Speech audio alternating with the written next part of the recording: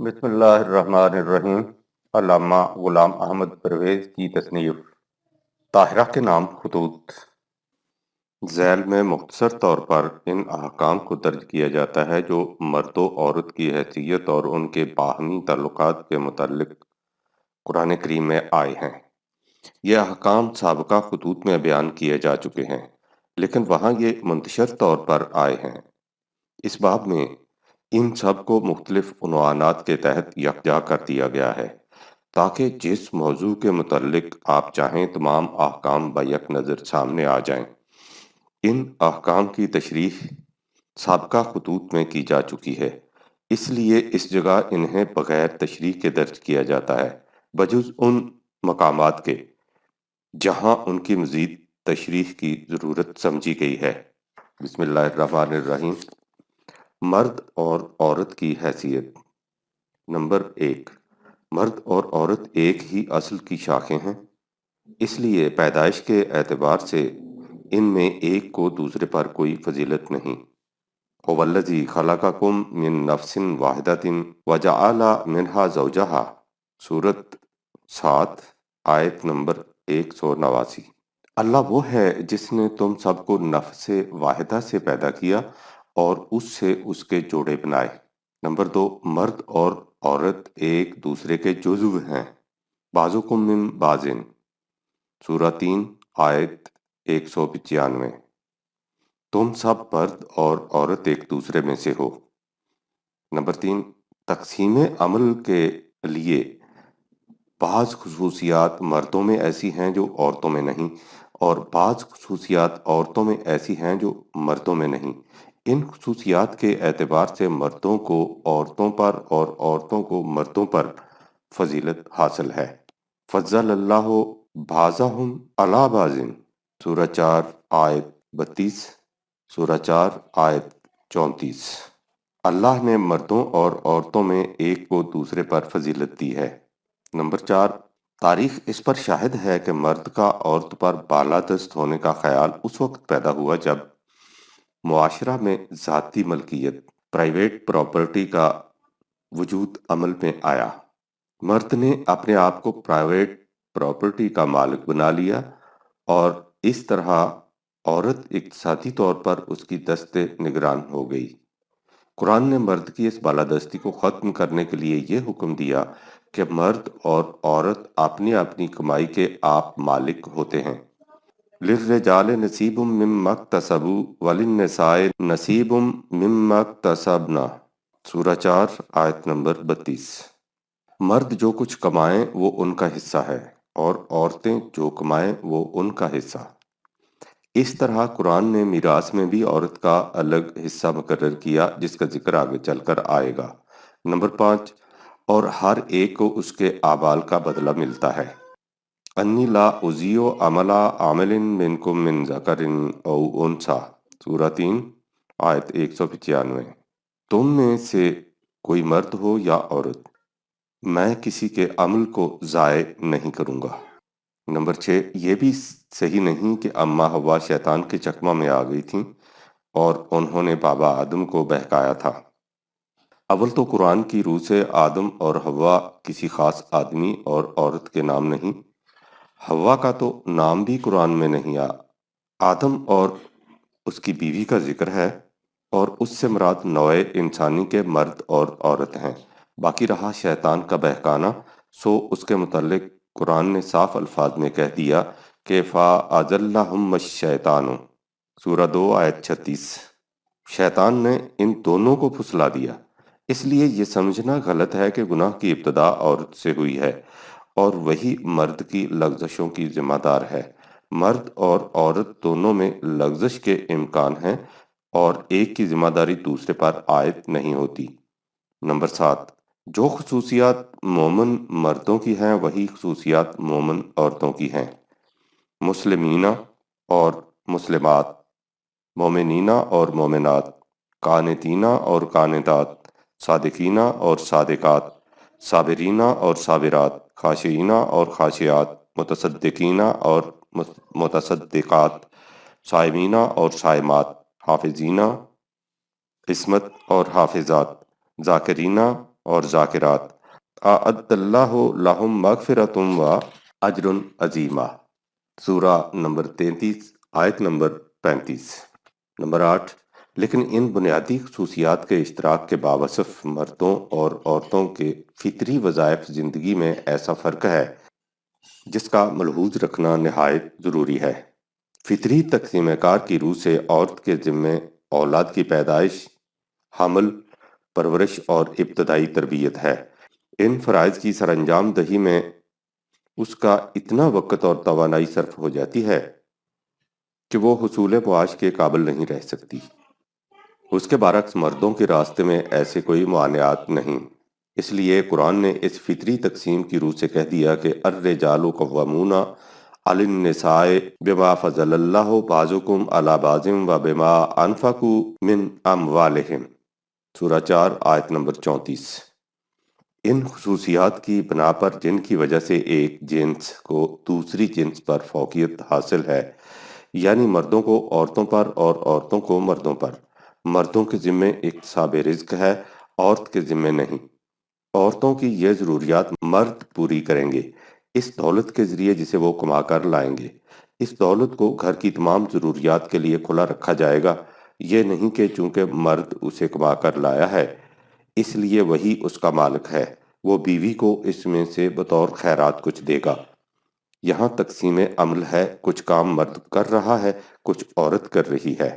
جب عورت کی یہ ضروریات اس طرح پوری ہوں گی تو اس کی فطری صلاحیتوں کی نشو و نما ہو سکے گی اور وہ ان صلاحیتوں کو قانون خداوندی کے مطابق صرف کر سکے گی۔ بسم اللہ الرحمن الرحیم۔ نمبر 2، نکاح۔ نمبر 1، بیوی کی محبت انسان کے لیے وجہ کشش ہے، اس لیے عورت کو نفرت کی شے نہیں سمجھنا چاہیے۔ زُيِّنَ لِلنَّاسِ حُبُّ الشَّهَوَاتِ مِنَ النِّسَاءِ وَالْبَنِينَ، سورہ نمبر 3 آیت نمبر 14۔ بیوی بچوں کی محبت لوگوں کے لیے مرغوب بنائی گئی ہے۔ نمبر 2، یہ تعلق نکاح کے ذریعے قائم ہوتا ہے جو اس امر کا معاہدہ ہوتا ہے کہ ہم ان حدود کے مطابق جو اللہ نے مقرر کی ہیں میاں بیوی کی زندگی بسر کرنے کا عہد کرتے ہیں۔ وَأَخَذْنَا مِنْكُمْ مِيثَاقًا غَلِيظًا، وہ تم سے ایک مضبوط عہد لے چکی ہیں، سورہ نمبر 4 آیت نمبر 21۔ نمبر 3، یہ معاہدہ نکاح بالغ مرد اور بالغ عورت میں ہو سکتا ہے، کم سن میں نہیں ہو سکتا، چنانچہ قرآن نے خود بلوغت کو نکاح عمر سے تعبیر کیا ہے۔ چنانچہ سورہ نساء میں ہے وَابْتَلُوا الْيَتَامَى حَتَّى إِذَا بَلَغُوا النِّكَاحَ فَإِنْ آنَسْتُم مِّنْهُمْ رُشْدًا فَادْفَعُوا عَلَيْهِمْ أَمْوَالَهُمْ، سورہ 4 آیت نمبر 6۔ تم جب یتیموں کے سرپرست بنو تو ان کی پرکھ کرتے رہو تاکہ وہ نکاح کی عمر کو پہنچ جائیں، پھر اگر تم ان میں عقل کی پختگی پاؤ تو ان کے مال و متاع ان کے حوالے کر دو۔ یہاں یہ کہا گیا ہے کہ جب یتیم نکاح کی عمر کو پہنچ جائیں تو ان کا مال ان کے حوالے کر دو، اور سورۃ انعام میں ہے وَلَا تَقْرَبُوا مَالَ الْيَتِيمِ إِلَّا بِالَّتِي هِيَ أَحْسَنُ حَتَّى يَبْلُغَ أَشُدَّهُ، سورہ 6 آیت نمبر 153، نیز سورہ 17 آیت نمبر 34۔ اور یتیموں کے مال کے قریب تک نہ جاؤ بجز احسن طریقہ کے تاکہ وہ جوانی کی عمر تک پہنچ جائیں۔ اس سے واضح ہے کہ نکاح کی عمر جوانی ہے جب تک لڑکی اور لڑکا جوان نہ ہو جائیں۔ قرآن کی روح سے وہ نکاح کی عمر کو نہیں پہنچتے، لہٰذا قرآن کی روح سے نابالغ کی شادی ہو نہیں سکتی کیونکہ وہ نکاح کی عمر یعنی جوانی کو نہیں پہنچا۔ نمبر 4، نکاح مرد اور عورت دونوں کی رضامندی سے ہوگا، چنانچہ مردوں کے متعلق ہے فَانكِحُوا مَا طَابَ لَكُم مِّن النِّسَاءِ، سورہ 4 آیت نمبر 3۔ تم ایسی عورتوں سے شادی کرو جو تمہیں پسند ہوں، اور عورتوں کے متعلق کہا کہ لا یحل لکم ان ترثوا النساء کرہا، سورہ 4 آیت نمبر 19۔ یہ تمہارے لیے قطعاً جائز نہیں کہ تم عورتوں کے زبردستی مالک بن جایا کرو۔ نکاح کے لیے جب پسندیدگی ضروری ہے تو اس سے صرف قبول صورت ہونا ہی مقصود نہیں، قرآن اس کی بھی تاکید کرتا ہے کہ فریقین کے خیالات میں زیادہ سے زیادہ موافقت ہونی چاہیے۔ نمبر 5، بالغ عورت اگر نکاح کے معاملات براہ راست خود طے نہ کرنا چاہے تو اپنی طرف سے کسی کو اپنا مختار کار بنا سکتی ہے۔ سورہ بقرہ میں ہے او یاف الذی بیدہ عقدۃ النکاح، سورہ 2 آیت نمبر 237 سے عورت کا مختار کار مراد ہے، یعنی وہ شخص جسے عورت نے اپنی مرضی سے اپنے نکاح کے معاملات میں صاحب اختیار بنا دیا ہو، چنانچہ کم سنی میں نکاح نہیں ہو سکتا، اس لیے نکاح کے لیے ولی کا سوال ہی پیدا نہیں ہوتا۔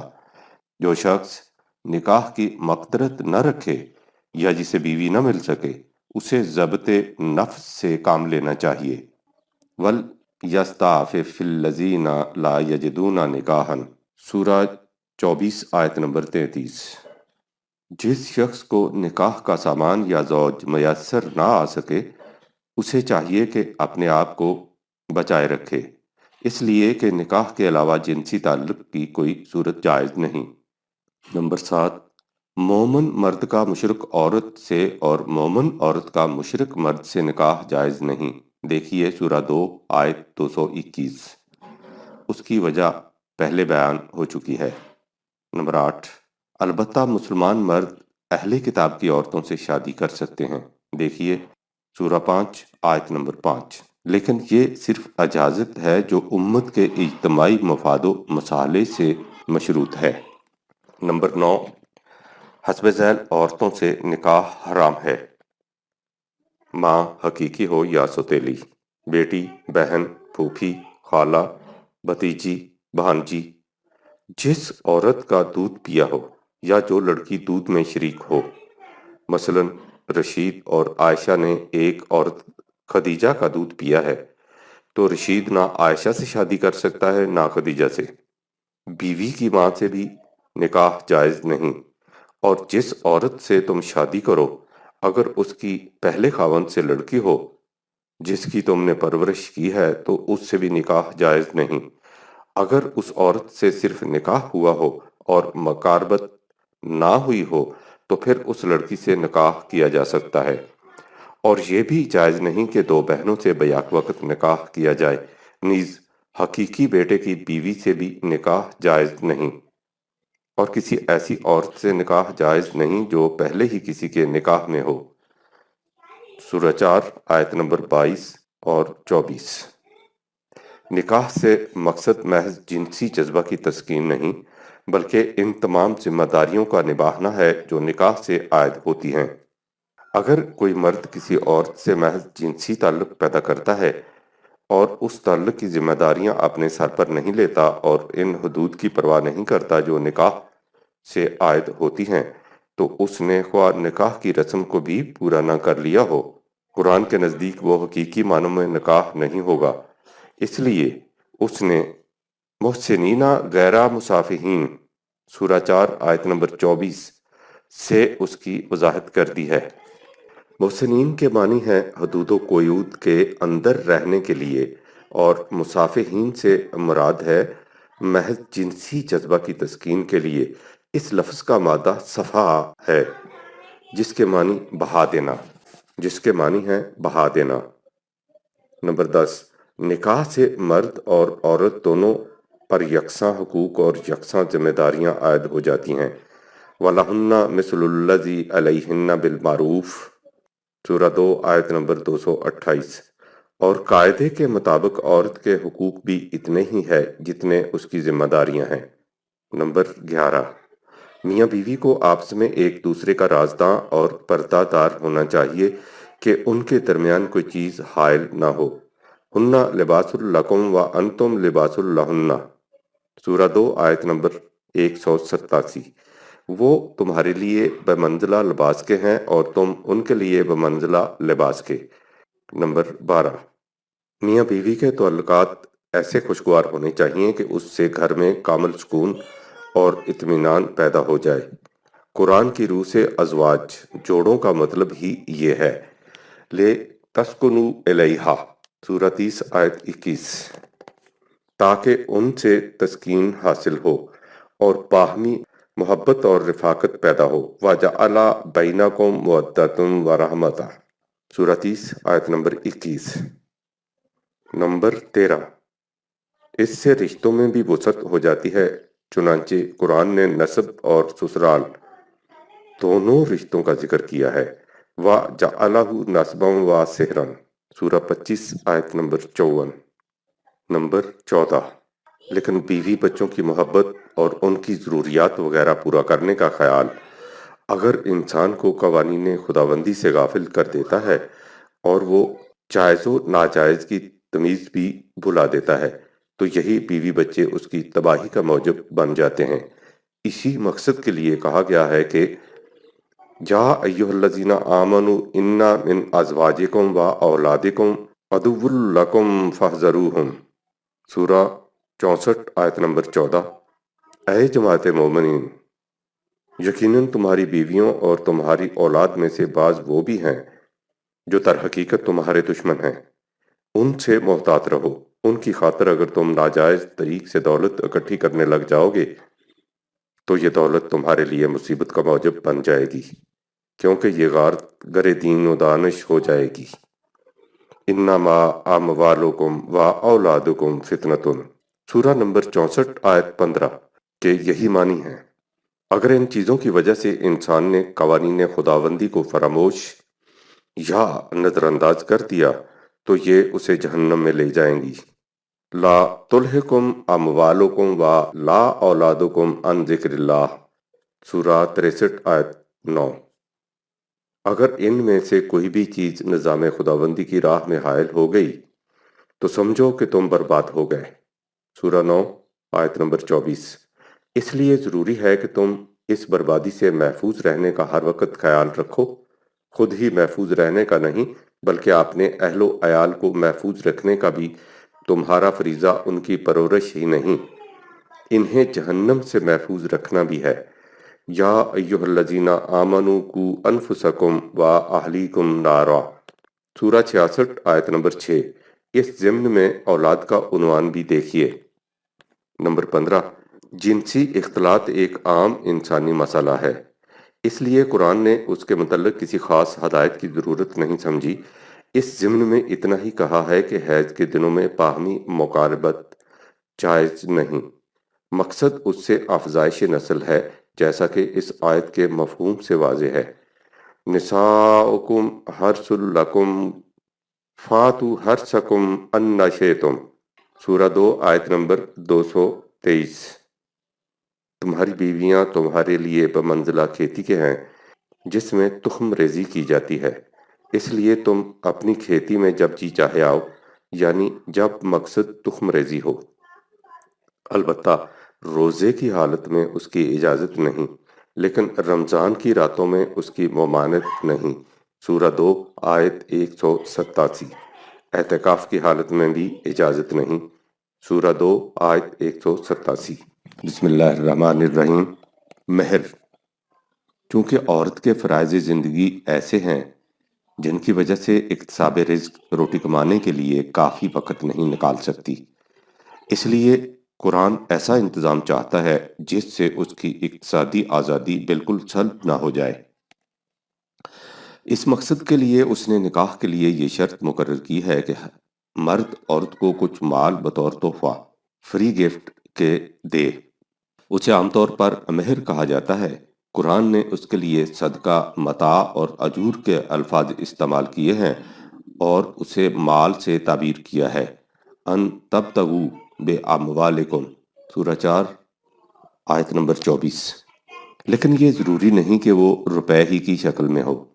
نمبر 2، یہ مہر کسی چیز کا معاوضہ نہیں ہوتا بلکہ بلا کسی قسم کے معاوضہ کے خیال کے تحفتاً ادا کرنا ہوتا ہے۔ اس کے لیے قرآن نے نہلتاً کا لفظ استعمال کیا ہے، سورہ نمبر 4 آیت نمبر 4، جس کے معنی ہے بلا بدل۔ اس طرح جیسے شہد کی مکھی چھتے میں شہد لا کر جمع کر دیتی ہے، اس میں اسے کسی معاوضے یا بدلے کا خیال قطعاً نہیں ہوتا۔ مہر کی کوئی مقدار قرآن نے مقرر نہیں کی، جو کچھ بھی باہمی رضامندی سے طے پا جائے وہ مہر ہے، لیکن چونکہ اس کا ادا کرنا ضروری ہے اس لیے اسے اعلیٰ قدر وسعت ہونا چاہیے۔ دیکھیے سورہ 2 آیت 236۔ وسعت کے لحاظ سے یہ سونے کا ڈھیر بھی ہو سکتا ہے۔ وَآتَيْتُمْ إِحْدَاهُنَّ قِنطَارًا فَلَا تَأْخُذُوا مِنْهُ شَيْئًا، سورہ 4 آیت 20۔ اگر تم نے اسے سونے کا ڈھیر بھی دے دیا ہے تو اس سے واپس نہ لو۔ نمبر 4، مہر کی ادائیگی نکاح کے ساتھ ہی ہو جانی چاہیے۔ اگر عورت کی رضامندی سے اسے اس وقت ادا نہ کیا جائے تو اس میں توقف بھی ہو سکتا ہے۔ اس پر سورہ بقر کی ایک آیت دلالت کرتی ہے جس میں کہا گیا ہے کہ اگر تم عورت کو طلاق دو قبل اس کے کہ تم نے اسے چھوا ہو اور اس کا مہر بھی مقرر کر لیا تھا تو اس کا مہر کا آدھا دے دو، سورہ 2 آیت 237۔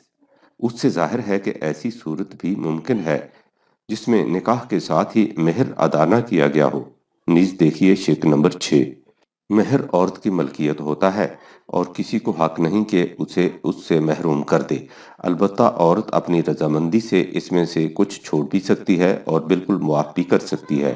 چنانچہ سورہ نساء میں ہے کہ عورتوں کو ان کا مہر بطیب خاطر اور بغیر کسی بدلہ کے خیال کے ادا کر دو، لیکن وہ اپنی خوشی سے اس میں سے کچھ چھوڑ دیں تو یہ تمہارے لیے جائز ہے، سورہ 4 آیت نمبر 4۔ اسی سورہ میں دوسری جگہ ہے کہ باہمی رضامندی سے یا ثالثوں اور عدالت کے ذریعے اس میں بعد میں کمی بیشی بھی ہو سکتی ہے، سورہ 4 آیت نمبر 24۔ طلاق قبل از خلوت کی صورت میں اوپر بتایا جا چکا ہے کہ مہر کا نصف واجب الادا ہوگا، لیکن عورت یا اس کا مختار کار عدالت مجاز چاہے تو اسے معاف بھی کر سکتی ہے، سورہ 2 آیت 237۔ اگر کوئی ایسی شاذ صورت پیدا ہو جائے جس میں مہر مقرر نہ کیا گیا ہو تو اسے مرد کی وسعت کے مطابق مقرر کر لینا چاہیے، سورہ 2 آیت 236۔ بسم اللہ الرحمن الرحیم۔ تعلقات کی کشیدگی۔ نکاح کا مدار خوشگواری تعلقات پر ہے، لیکن بعض اوقات ایسے حالات بھی پیدا ہو جاتے ہیں جن میں میاں بیوی کے تعلقات میں کشیدگی پیدا ہو جاتی ہے۔ قرآن کی کوشش یہ ہے کہ جس طرح ممکن ہو ان تعلقات کو منقطع نہ ہونے دیا جائے، بلکہ ان کی استواری کی صورت پیدا کی جائے۔ کشیدگی تعلقات کی ایک صورت یہ ہے کہ بعض اوقات انسان از روئے جہالت غصہ میں آ کر بیوی کو مثلا ماں کہہ دیتا ہے، اور جب غصہ فرغ ہو جائے تو اپنی بات پر سخت نادم ہوتا ہے۔ اسے عربی زبان میں زہار کہتے ہیں۔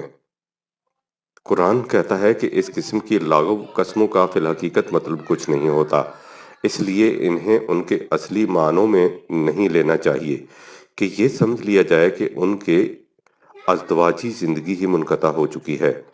لا یؤاخذکم اللہ باللغو فی ایمانکم، سورہ 2 آیت 225۔ اللہ تمہاری بے حقیقت لغو قسموں پر گرفت نہیں کرتا۔ دوسری جگہ ہے کہ ایسا کہہ دینے سے بیوی ماں نہیں بن جاتی، سورہ 33 آیت 4۔ البتہ قرآن مومنوں کو تاکید کرتا ہے کہ وہ ہر قسم کی لغویات سے مجتنب رہا کریں، سورہ 33 آیت 3۔ اس میں اس انداز کی لغو قسمیں بھی آ جاتی ہیں، لیکن چونکہ اس قسم کا بے جا غصہ جس میں انسان ہوش و حواس کھو کر ایسی باتیں کرنے لگ جائے گھر کی فضا کو ناخوشگوار بنا دیتا ہے، اس لیے اس کی روک تھام ضروری ہے۔ اس کے لیے قرآن نے ایسی حرکت کا کفارہ تجویز کیا ہے، یعنی ایسی صورت میں ازدواجی تعلقات سے پہلے یا تو ایک غلام آزاد کیا جائے۔ یہ حکم اس زمانے سے متعلق ہے جبکہ ہنوز عربوں کے معاشرہ میں پہلے وقتوں کے غلام موجود تھے، اور اگر غلام نہ ہوں تو 2 ماہ کے مسلسل روزے رکھے، اور جس میں اس کی طاقت نہ ہو تو 60 مسکینوں کو کھانا کھلائے۔ یہ خدا کی قائم کردہ حدود ہیں، سورہ 58 آیت نمبر 4۔ یہ تو رہا غصہ کی حالت میں بےہودہ قسموں کے متعلق، لیکن اگر کوئی شخص دل کے ارادے سے بیوی کے پاس نہ جانے کی قسم کھا لے تو یہ چیز قابل گرفت ہو جاتی ہے۔ اسے اصطلاح میں ایلاء کہتے ہیں، یعنی عورت کے حقوق کی ادائیگی میں کمی کرنا۔ اس کے لیے قرآن نے کہا ہے کہ جو لوگ اس قسم کی قسم کھا لیں تو ان کے لیے 4 مہینے کی مہلت ہے، اگر وہ 4 ماہ کے اندر اندر اپنی قسم سے رجوع کر لیں تو ان کے ازدواجی تعلقات پر کوئی زد نہیں پڑے گی۔ سورہ 2 آیت نمبر 226۔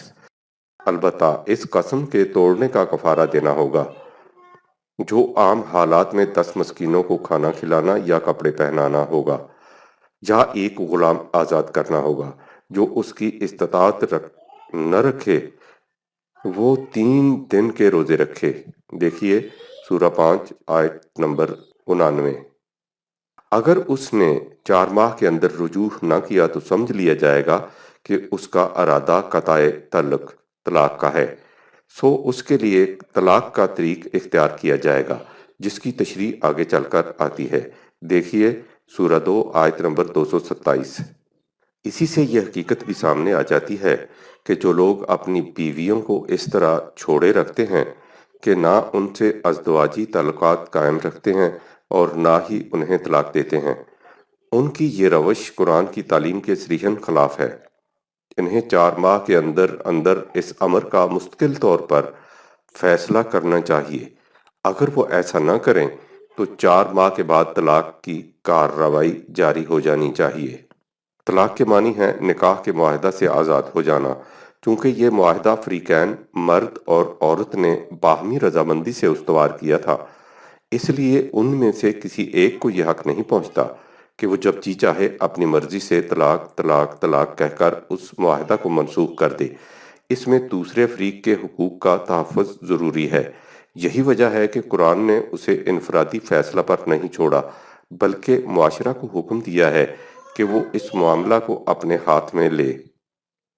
معاشرہ سے مراد وہ نظام ہے جو بین نزاع معاملات میں تصفیہ کے لیے قائم ہو، اسے حکومت یا عدالت کہا جاتا ہے۔ چنانچہ اس باب میں اس نے کہا ہے کہ اگر تم میاں بیوی میں باہمی اختلاف، جھگڑے یا مخالفت و عداوت، شقاق کا خدشہ محسوس کرو تو ایک ثالثی بورڈ بٹھاؤ، جس میں ایک ممبر مرد کے خاندان کا، ایک عورت کے خاندان کا ہو۔ اس بورڈ کی کوشش یہ ہونی چاہیے کہ وہ ان دونوں میں مصالحت کرائیں۔ اگر انہوں نے ایسا کیا تو امید ہے کہ میاں بیوی میں موافقت کی صورت پیدا ہو جائے گی۔ سورہ 4 آیت 35۔ اگر ثالثوں کی کوشش سے ان میں موافقت کی صورت نکل آئے تو بہت اچھا، لیکن اگر وہ اپنی کوشش میں ناکام رہیں تو ظاہر ہے کہ انہیں اس معاملہ کی رپورٹ اس نظام یا عدالت کے پاس بھیجنی ہوگی جس نے انہیں ثالث مقرر کیا تھا۔ وہ عدالت اس امر کا فیصلہ کرے گی کہ فریقین میں طلاق ہو جانی چاہیے اور اس کی شرائط کیا ہوں گی۔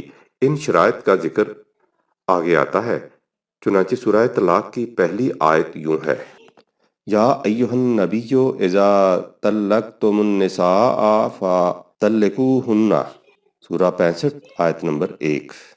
اے نبی، جب تم عورتوں کو طلاق دو تو یہاں طلاق دینے کا حکم نبی کو دیا گیا ہے، اور طلقتم میں صیغہ جمع کا ہے۔ اس سے ظاہر ہے کہ یہ حکم مسلمانوں کے طلاق کے مقدمات میں فیصلہ دینے کا ہے، کیونکہ مسلمانوں کو حکم تھا کہ وہ اپنے ہر متنازع فی معاملہ میں حضور کو حاکم بنائیں۔ سورہ 4 آیت 65۔ مرکز میں یہ فیصلے رسول اللہ صلی اللہ علیہ وسلم خود کرتے تھے، اور بیرونی مقامات میں افسران ماتحت جنہیں قرآن نے اولو الامر منکم کہا ہے۔ سورہ 4 آیت 59۔ رسول اللہ صلی اللہ علیہ وسلم کی وفات کے بعد یہی فریضہ حضور صلی اللہ علیہ وسلم کے جانشین خلفاء سر انجام دیتے تھے۔ لہٰذا طلاق کا فیصلہ کرنا عدالت کا کام ہے، خاوند یا بیوی کا اپنے اپنے طور پر نہیں۔ عدالت کو یہ فیصلہ اس وقت دینا چاہیے جب عورت ایام حیض سے فارغ ہو چکی ہو، کیونکہ اس وقت سے عدت کا شمار ہوگا۔ سورہ 15 آیت نمبر 1۔ اور عدت عام حالات میں 3 حیض تک ہوتی ہے۔ سورہ 2 آیت 228۔ عدت کی تفصیل آگے چل کر آئے گی۔ جب ان دونوں میں اس طرح طلاق ہو جائے تو عدت کے دوران میں یہ عورت کسی اور مرد سے شادی نہیں کر سکتی۔ البتہ اگر یہ دونوں باہمی صلح کا ارادہ کر لیں تو سابقہ مرد اس مدت کے اندر بھی اس سے نکاح کر سکتا ہے۔ سورہ 2 آیت 228۔ آپ نے دیکھا ہوگا کہ عدت کے دوران میں عورت پر تو اس کی پابندی ہے کہ وہ کسی اور مرد سے شادی نہیں کر سکتی، لیکن مرد پر اس کی پابندی نہیں، وہ چاہے تو طلاق کے دوسرے ہی دن کسی اور عورت سے شادی کر لے۔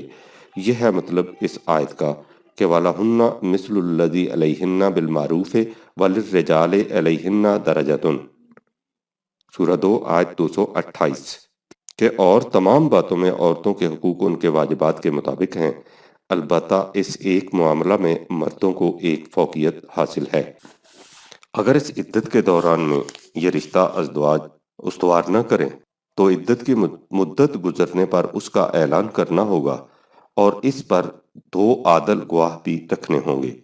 آیت سورہ 65 آیت نمبر 2، تاکہ عورت کسی دوسرے مرد سے نکاح کرنے میں آزاد ہو جائے۔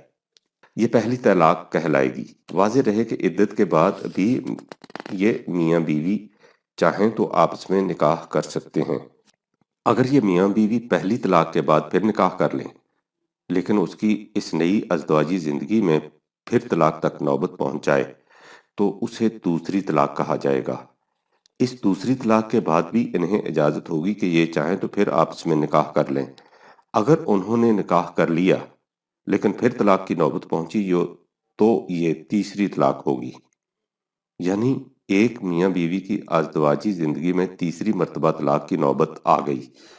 اس طلاق کے بعد نہ عدت کے دوران میں اور نہ ہی اس کے بعد یہ آپس میں نکاح نہیں کر سکتے۔ یہ مطلب ہے الطلاق مرتان فامساک بمعروف او تسریح باحسان، سورہ 2 آیت نمبر 229۔ طلاق 2 مرتبہ کی ایسی ہے جس کے بعد تم قاعدے کے مطابق عورت کو نکاح میں روک سکتے ہو یا حسن کارانہ انداز سے اسے رخصت کر سکتے ہو، لیکن تیسری مرتبہ کی طلاق کے بعد اس کی اجازت نہیں ہوگی۔ البتہ اگر تیسری مرتبہ کی طلاق کے بعد یہ عورت کسی اور مرد سے شادی کر لے اور عورت بیوہ ہو جائے یا ان میں طلاق کی نوبت آ جائے تو پھر یہ پہلے میاں بیوی آپس میں نکاح کر سکتے ہیں، سورہ نمبر 2 آیت نمبر 230۔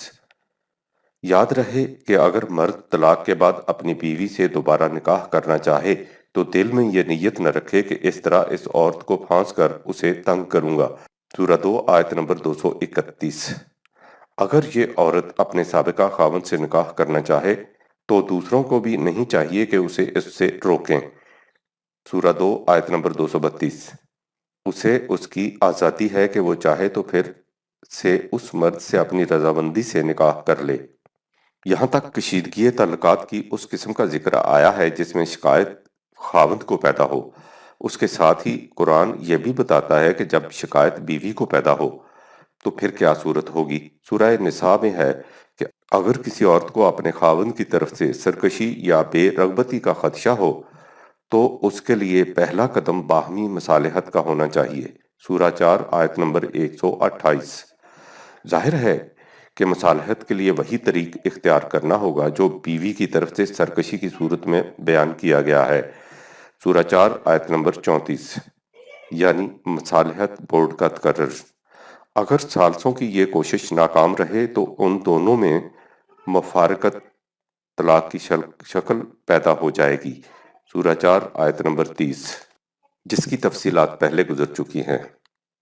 اگر عدالت یہ دیکھے کہ مرد تو نباہ کرنا چاہتا ہے لیکن عورت کی طرف سے زیادتی ہو رہی ہے تو اس صورت میں عورت کو کچھ ہرجانہ ادا کرنا ہوگا۔ اس کی تصریح سورہ 2 آیت 229 میں کی گئی ہے۔ پہلے لکھا جا چکا ہے کہ مہر اس مال کا نام ہے جسے مرد بغیر کسی معاوضہ کے خیال کے عورت کو تحفۃً دیتا ہے۔ اسے عام طور پر نکاح کے وقت ہی ادا ہو جانا چاہیے، لیکن اگر عورت چاہے تو اس کی وصولی کو ملتوی بھی کر سکتی ہے۔ طلاق کے ساتھ چونکہ ازدواجی تعلقات منقطع ہو جاتے ہیں، اس لیے اگر مہر پہلے ادا نہ کیا گیا ہو تو اس کا فیصلہ اس مقام پر ہونا ضروری ہے۔ اس کے لیے قرآن کا حکم یہ ہے کہ اگر عورت نباہ کرنا چاہتی ہے لیکن مرد طلاق پر مصر ہے تو عورت کے مہر میں سے کچھ واپس نہیں لیا جا سکتا، سورہ 4 آیت نمبر 20۔ اگر طلاق عورت کو ہاتھ لگانے سے قبل دی گئی ہے تو مقررہ مہر کا نصف دینا ہوگا، یہ الگ بات ہے کہ عورت یا اس کا مختار کار اس میں سے کچھ چھوڑ دے یا مرد پورا مہر ہی دے دے۔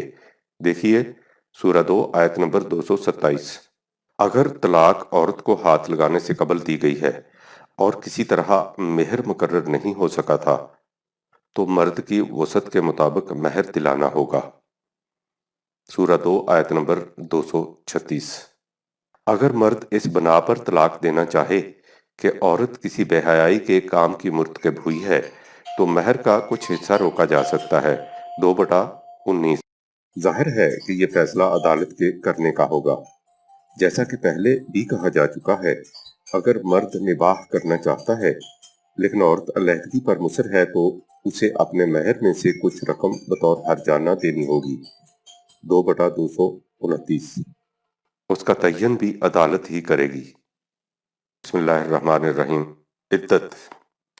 عدت اس مدت کا نام ہے جس میں مطلقہ یا بیوہ عورت شادی نہیں کر سکتی، جیسا کہ پہلے لکھا جا چکا ہے۔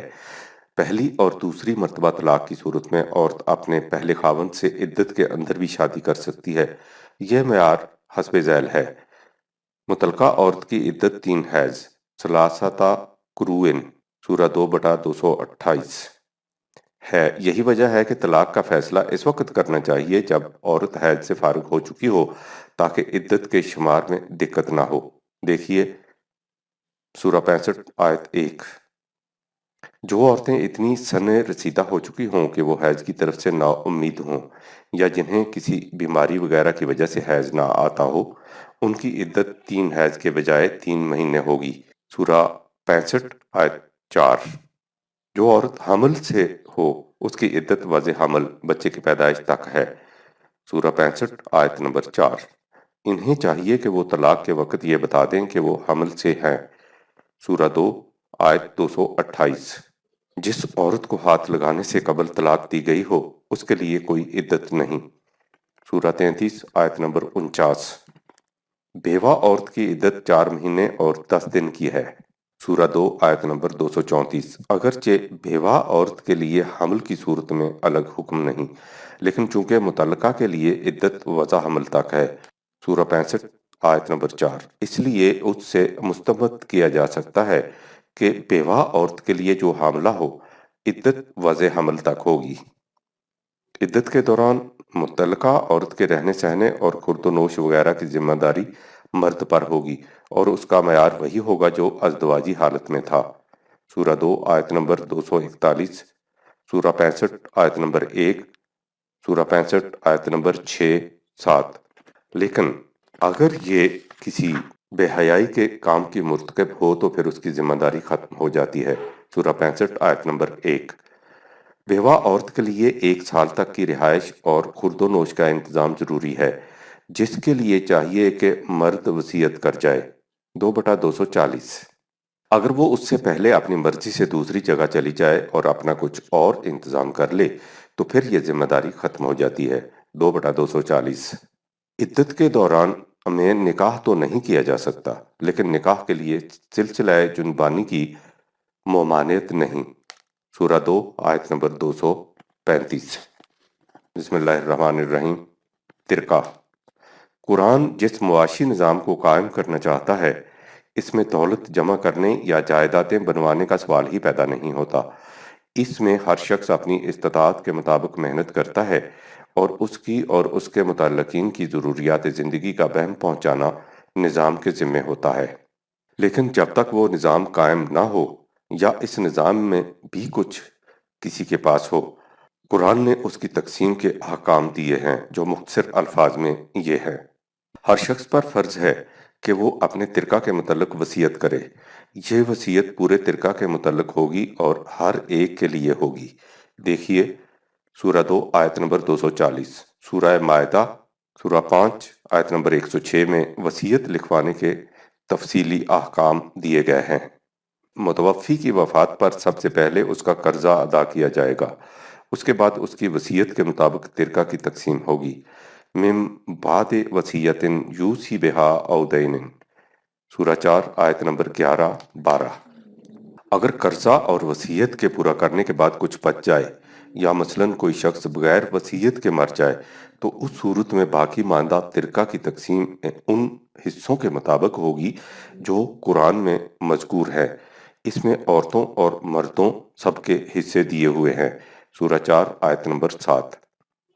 تقسیم کا طریقہ یہ ہے کہ سب سے پہلے میاں یا بیوی کا حصہ نکال لیا جائے اور اس کے بعد باقی وارثوں کے حصے نکالے جائیں۔ اگر مرد کی اولاد نہ ہو تو بیوی کا حصہ 1/4 1/4 ہے، اور اگر اولاد ہو تو 1/8 8واں حصہ۔ دیکھیے سورہ نمبر 4 آیت نمبر 14۔ اسی طرح اگر عورت مر جائے اور اس کی اولاد نہ ہو تو اس کے ترکہ میں سے خاوند کا حصہ 1/2 نصف ہے، اور اگر اس کی اولاد ہو تو 1/4 چوتھائی حصہ۔ دیکھیے سورہ 4 آیت نمبر 12۔ کلالہ کی صورت میں حکم اور ہے، دیکھیے آیت نمبر 4 سورہ نمبر 4 آیت نمبر 12، سورہ نمبر 4 آیت نمبر 176۔ چونکہ یہ ایک فنی بحث ہے اس لیے اس کی تفصیل کا یہ مقام نہیں۔ لڑکے کا حصہ 2 لڑکیوں کے برابر ہے، یعنی لڑکی 1/3 لڑکا 2/3۔ اگر لڑکیاں 2 یا 2 سے زیادہ ہوں تو ان سب کا حصہ 2/3 ہوگا، اور اگر ایک ہی لڑکی ہو تو 1/2۔ متوفی کے اولاد ہو تو ماں باپ میں سے ہر ایک کا حصہ 1/6 چھٹا ہوگا۔ اگر اولاد نہ ہو اور صرف ماں باپ وارث ہوں تو ماں کا حصہ 1/3 تہائی، اور اگر 7 بھائی بھی ہوں تو ماں کا حصہ 1/6 چھٹا ہوگا۔ سورہ 4 آیت نمبر 11۔ نوٹ: یہاں ترکہ کی تقسیم کے موٹے موٹے اصول دیے گئے ہیں، ان کی جزیات کے لیے تفصیلی بحث کی ضرورت ہے جن کا مقام یہ نہیں۔ ترکہ کی تقسیم ایک فنی چیز ہے جس کے لیے ان تمام احکام سے پوری واقفیت ضروری ہے۔ بیوہ کے سال بھر کے نان و نفقہ وغیرہ کے متعلق وصیت کا ذکر پہلے آ چکا ہے، دیکھیے سورہ 2 آیت نمبر 240۔